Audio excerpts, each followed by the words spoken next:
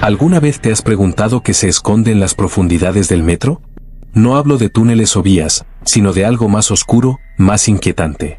El metro de la Ciudad de México no es solo un medio de transporte, es un laberinto subterráneo que guarda secretos que desafían la lógica y la razón. Historias de apariciones, fallos en la realidad y encuentros con lo desconocido han convertido este lugar en un escenario de fenómenos que muchos prefieren ignorar. Pero hoy, tú y yo vamos a adentrarnos en ese inframundo. Te advierto, lo que estás a punto de escuchar no es ficción. Son relatos reales, contados por personas que juran haber vivido lo imposible. Si me estás escuchando, te pido que prestes atención a tu entorno la próxima vez que viajes en el metro. Porque aquella persona que se sienta a tu lado, podría no estar viva. Hoy exploraremos dos historias que te harán cuestionar todo lo que crees saber sobre la realidad. La primera nos lleva a la línea 12, donde un joven se encontró cara a cara con las almas perdidas de un trágico accidente. La segunda, aún más perturbadora, nos muestra cómo un estudiante de posgrado quedó atrapado en un bucle interminable dentro del metro, enfrentándose a una entidad que desafía toda explicación. ¿Estás listo para viajar al más allá? Comencemos. Nuestra primera historia comienza con un joven que, como muchos de nosotros, usaba el metro a diario para llegar a su trabajo. Él no creía en fantasmas ni en lo sobrenatural, pero todo cambió una noche de marzo, cuando su trayecto habitual se convirtió en una pesadilla. Este joven, a quien llamaremos Daniel para proteger su identidad, vivía en Santiago Tulyehualco. Su trayecto diario era largo, desde el centro de la ciudad hasta su casa, pasando por varias líneas del metro. Pero después del trágico accidente de la línea 12 de enero de 2021, algo cambió. Daniel no estaba en el metro aquel día, pero el incidente lo marcó profundamente. Escuchó historias de vecinos que aseguraban haber escuchado gritos desgarradores en la avenida Tláhuac, justo donde ocurrió el accidente. Algunos incluso juraron haber visto figuras que cruzaban la avenida y desaparecían en la oscuridad. Pero Daniel nunca pensó que él mismo sería testigo de algo sobrenatural. Hasta esa noche. Era un sábado, cerca de las 11:30 de la noche. Daniel salió tarde del trabajo y decidió tomar el metro en la estación Allende. Su plan era llegar a casa lo más rápido posible, pero el destino tenía otros planes. El trayecto comenzó como cualquier otro. La línea azul estaba casi vacía, algo normal para esa hora. Pero al transbordar a la línea 12, algo cambió. Daniel notó que el ambiente se volvió extrañamente frío. Era marzo, una época de calor intenso en la ciudad, pero dentro del vagón, el frío era penetrante.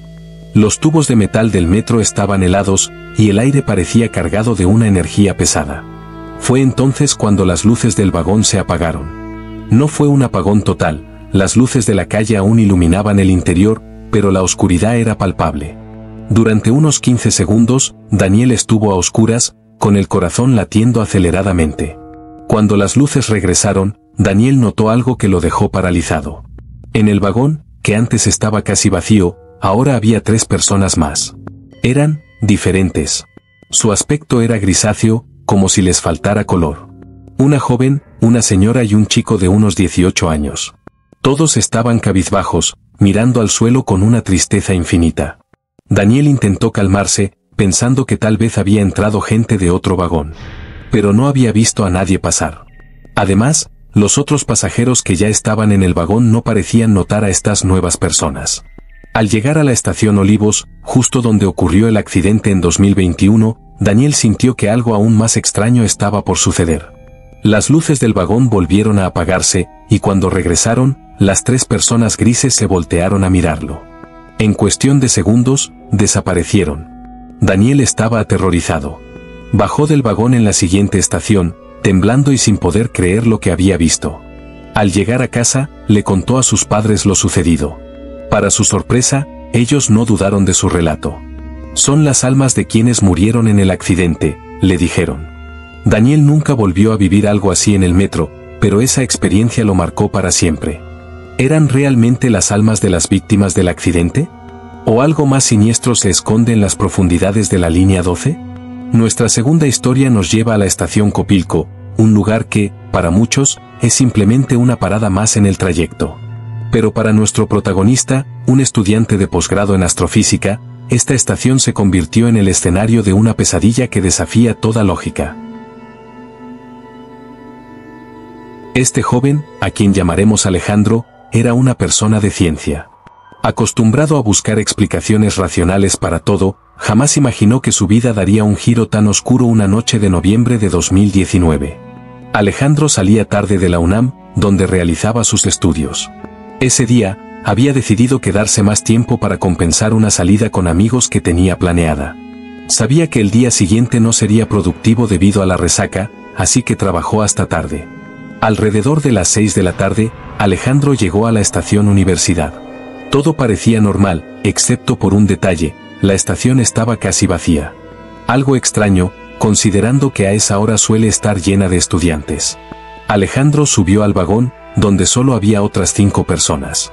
Se sentó junto al ventanal derecho, como solía hacerlo, y comenzó su trayecto. Pero algo estaba a punto de cambiar. Al llegar a la estación Copilco, Alejandro notó algo extraño. A pesar de que el tren había avanzado, cuando miró por la ventana, se dio cuenta de que estaban en Copilco, otra vez. Al principio, lo tomó con gracia. Debe ser un glitch, pensó. Pero cuando el tren avanzó y volvió a llegar a Copilco por tercera vez, el humor se le congeló en el rostro. Alejandro comenzó a notar detalles que lo aterrorizaron. Los andenes estaban completamente vacíos. No había nadie en las escaleras, ni en los pasillos. Las luces titilaban, algunas estaban fundidas, y el ambiente se sentía pesado, como si algo maligno estuviera observándolo. En el vagón, solo quedaban 2 personas, Alejandro y una señora que lloraba desconsoladamente. Él intentó calmarla, pero ella solo murmuraba palabras ininteligibles entre sollozos. De repente, las puertas del vagón comenzaron a abrirse y cerrarse repetidamente, como si algo estuviera impidiendo que se cerraran por completo. Un viento helado entró con fuerza, y Alejandro sintió que el ambiente se volvía cada vez más opresivo. Fue entonces cuando vio algo que lo paralizó. En las escaleras cercanas a la zona de mujeres, apareció un anciano. Delgado, casi calvo, con una sonrisa grotesca y dientes afilados. Su mirada era penetrante, y su presencia emanaba maldad. Alejandro intentó apartar la mirada, pero no pudo. El anciano lo observaba fijamente, sonriendo de manera obscena. En ese momento, el tren se apagó por completo. Las luces se fueron, y la temperatura subió drásticamente, como si estuvieran rodeados de fuego. Cuando las luces regresaron, el anciano había desaparecido. Pero la señora que lloraba también se había esfumado. Alejandro estaba solo en el vagón, hiperventilando y al borde del colapso. Finalmente, el tren llegó a la estación Niños Héroes. Alejandro bajó corriendo, buscando ayuda. Un policía se acercó a preguntarle si estaba bien, pero cuando intentó describir a la señora, nadie parecía recordarla.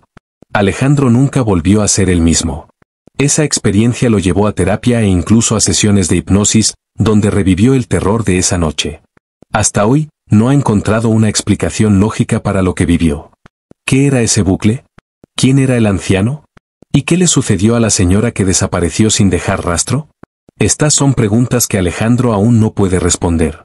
Estas 2 historias, aunque diferentes, tienen algo en común. Ambas ocurrieron en el metro de la Ciudad de México, un lugar que parece ser un portal a lo desconocido.